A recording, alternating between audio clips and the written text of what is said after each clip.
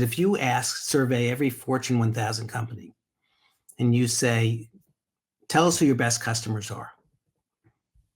If they're being honest, I truly believe that they will not say the customers that have brought them the most revenue.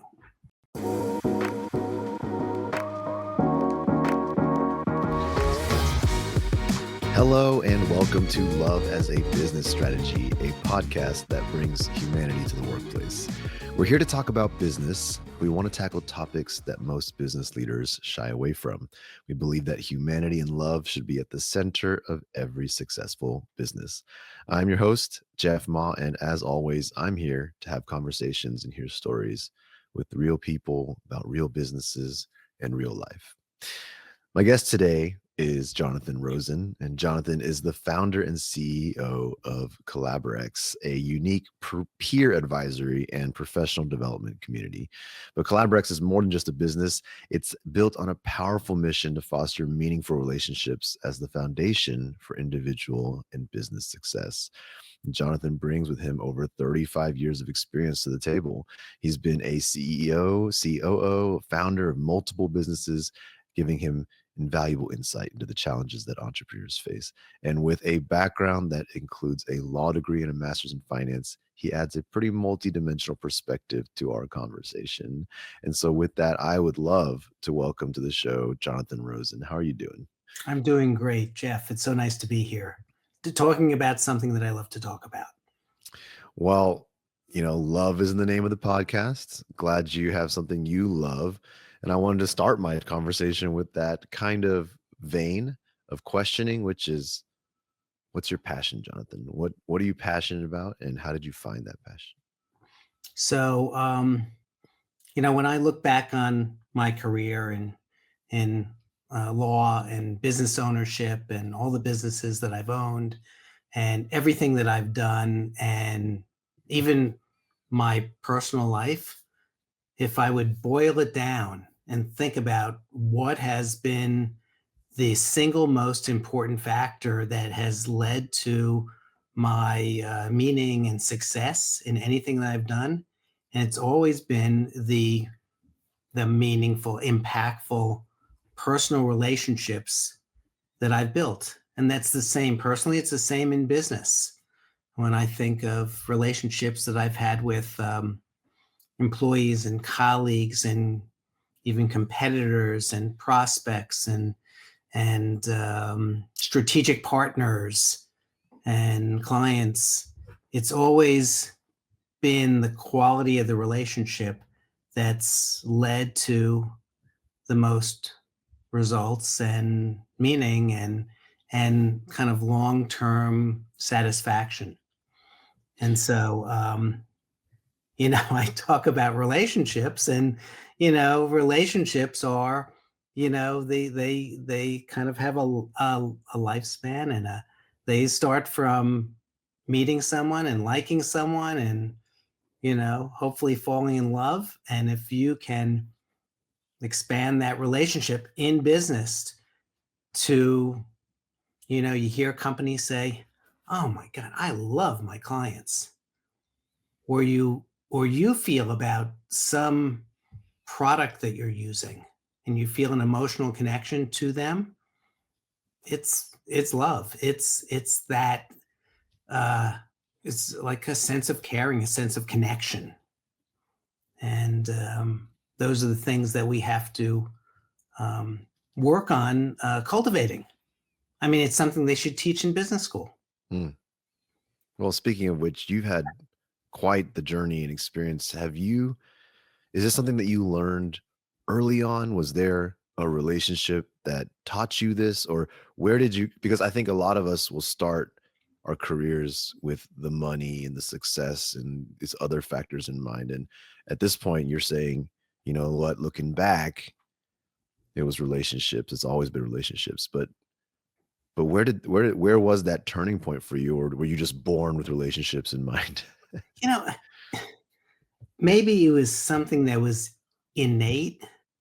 I felt like I was always the kid in fourth grade that organized the kickball games on the playground and, would get everyone together and say, come on, people, we only have 45 minutes of recess. Come on, let's do some, get everyone together. So maybe that was something that was always in me, but I had a very typical kind of career and upbringing and programming, very kind of mainstream parental programming of, get good grades and behave in school and go to a good school and get a good job or own a business, things like that. And the relationship part never, never occurred to me. I just kept forging ahead and, going to law school and business school and creating businesses and going to work every day and doing all that. It was only until about, I don't know, about 10 years ago, maybe it was like my midlife crisis. And instead of buying a red sports car, I had this realization that this is what's always been important to me. And my mission looking back is, I was focused on the things that were meaningful to me, which were, my marriage, my relationship with my kids and my friends and things like that. And only then did I decide to make it into a business and start a relationship focused, peer advisory, professional development business. When I speak to people that I knew in law school or business school, and they go, so how are you doing, Jonathan? Like, what are you up to? And I tell them, they look at me like I have three heads and they go, you're doing what? Is that a thing? I go, well, we made it a thing. Yeah. Well, what, I guess, starting point or advice to kind of kick us off into this space? What, when you speak to somebody else who's at that maybe 10 years ago mark, like they've been doing their career thing and they're hearing you for the first time kind of maybe open up a new direction or space to consider in business and in work, this whole weird focus on relationship. Where do you start with that person? They're in their careers, they've been working one way for a long time. What's the kind of big first move here? So I speak to them in my my MBA voice. I speak to them on on the mindset that they have regarding what business means. And I say a couple of things. I say, think of it this way. First of all, I said, if you survey every Fortune 1000 company and you say, tell us who your best customers are. If they're being honest, I truly believe that they will not say the customers that have brought them the most revenue, but they'll say the ones they've had for the longest, the ones there's a relationship of partnership, the ones where they go to each other's daughters' weddings, the ones that they are, where the customers value them for the things they provide. It's not a transactional relationship, it's a relational relationship. So I kind of start with there. And I also say, if you look at it this way, two kinds of relationships. There's things that are very transactional. I do something, you pay me, I do that service, we're done. Those kinds of relationships are not really emotional. It's just business, and they're short term. They have to get renewed each time. You do the transaction, it's done, and then you have to, try and get another transaction. And it's usually based on price, not on value. So therefore, margins are generally lower. So from a practical point of view, these transactional type relationships don't really have as big a return on investment as something that's a more relational, a partnership relationship, which are more emotional, based on mutual need, based on solving problems. They tend to be longer term. They're based on value. They're based on helping working together to fulfill needs and solve problems, and generally have higher margins. And so from a kind of a P&L point of view, it's it's it's a it takes more work, and it's more thoughtful, and you have to plant more seeds. But in the long term, and companies will be more profitable. It makes more sense to have that kind of mindset. Yeah, couldn't agree more. I know in my business, as you're speaking, the customers and clients that come to mind immediately are definitely the ones that I spend calls with, actually not talking business and cracking jokes, and we text each other randomly for other reasons. And that really comes up as true. Like those are very valuable to me, even in business, for sure. Um, I guess my question kind of yields. I hear what you're saying. I love this idea of relationships between businesses and between customers and providers. Does this for you also extend into kind of the internal domain? So relationships within the employees or the staff or the teams. Is there a reflection? Is there like a connection here of how people treat each other on the team with how we treat our customers and the relationships built outside the walls of an organization as well?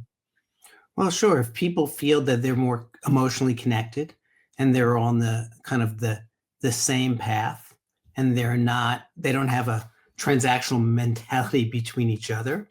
Let's take like a family or a marriage and use that as an example.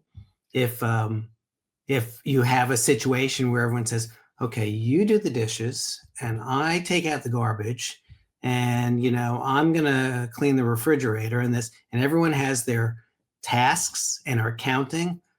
Hey, you didn't take out the garbage, I'm not doing the dishes. It doesn't work out. It never adds up. So internally in corporations, when you have teams that think about, I'm not doing it because they didn't do it, but they're all working together towards some common goal, and the culture is that their needs are being fulfilled by feeling they're maybe part of something bigger. You get more productivity. Employees want to come to work. They're excited to work with each other and have that connection, that socialization, that bonding, that coordination of efforts that becomes satisfactory, gives them great satisfaction. And then when there's a win, they all win. They all feel that they accomplished something together, and it's not, just, hey, one person gets employee of the week. Yeah. So in your kind of experience in the work that Collaborex does and in the kind of advisories you do and the community that you work in, you get to take a peek into a lot of different businesses and a lot of different leaders and see the good, the bad, the ugly, right? So I'm I'm curious if you could share kind of basically a state of affairs for me. What are you seeing in the corporate workplace today? What is the trend? Are relationships on the rise? Is it like what percentage of of people are practicing this? Is it, like I would love kind of your take on the landscape out in the business world right now and whether we're playing catch up or we're getting ahead. Yeah, my sense from our members, and our members are generally, they're either business owners or professional service providers or employees from larger companies. And my sense is that we haven't really progressed far in the corporate world. There's still much of the same. There's still kind of this post COVID jockeying for position that's going on in corporations, where everyone was working from home and everyone wanted to generally prove that they could be more efficient working from home and do more work, and just be more productive in general. And now corporations are bringing them back to the office. for reasons that generally have to do with control and not wanting the lease that they're paying for to go to waste, or for reasons that aren't directly related to improving margins and bottom lines. And so employees are, pushing back, and everyone, it's not, people aren't on the same page. They say, well, why are we going back? We did so well. Profits are up. Everything's going great. So I find that because there's still this unease is one of the reasons that people come to our groups. It's like, oh, I was speaking to someone yesterday who's a partner at a big law firm, and he says, I just love coming to your groups. It's the only place that I could show up, not be my title or my position, and just express myself, my vulnerabilities, my challenges, talk about professional development issues that help me be a better leader at work. But I can do it in a way where no one is looking at me as as a particular job title or someone that's a made partner or things like that. And so many people still have that need to find a space Yeah. where they can just be themselves, be who they are versus what they do. That's so relatable though. And I feel like a lot of people might be struggling with that. Why can't we bring those things to our work environments? Like what was that person's reason for, like, oh, I can only be this way here in this safer group outside away from my title? Like what were they feeling? Oh, they're feeling they have to put on certain airs for their, other partners, and they're supposed to behave in a particular way, and they're afraid that if they show, things that they think of as weaknesses, which I happen to think of as strengths, show vulnerabilities, or express things that, they don't know the answer to, that they'll be looked at in, kind of a lesser capacity than they normally would be. It's kind of business as usual, how it's old school business. When we know that, for instance, in our groups, when people can discuss things on a personal level and build those relationships, the learning and the takeaways is just so much more. You hear about, it's like in sales, if you're doing all the talking, you're not going to sell anything. But if you do more listening and ask questions, you're going to find out what the problems are, and therefore you'll be more equipped to solve those problems Hmm. versus old school sales of features and benefits and trying to convince something to do something that they might not be likely to do. I love that. That's well put. And, there's no secret that the mission here at the podcast and the book, and for me and my colleagues, Love as a Business Strategy, our mission is to bring humanity back to the workplace. So you're speaking my language in terms of really wanting to find a way to make have a movement in the world, really, where the culture in workplaces is no longer what you're describing here in terms of this fear of vulnerability and showing up as who we are and making mistakes, all these things that we hide and have to bring to safer places to express and release. We want a world where that's not the case. So that's our mission. But I'm curious with you here, what's your advice? What do you think might get us there? What's your approach? You may not share that grand global scale of a transformation, but what's one step that you think, as you work towards with your group, that we can get closer to that?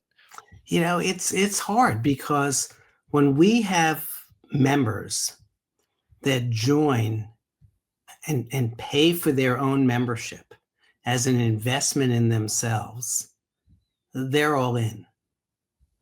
when we have members whose companies pay for their membership, we know that they're 60% there. Mm, 40%, their ear is thinking, well, why did my boss pay for this? And I better show whatever results he or she is looking for.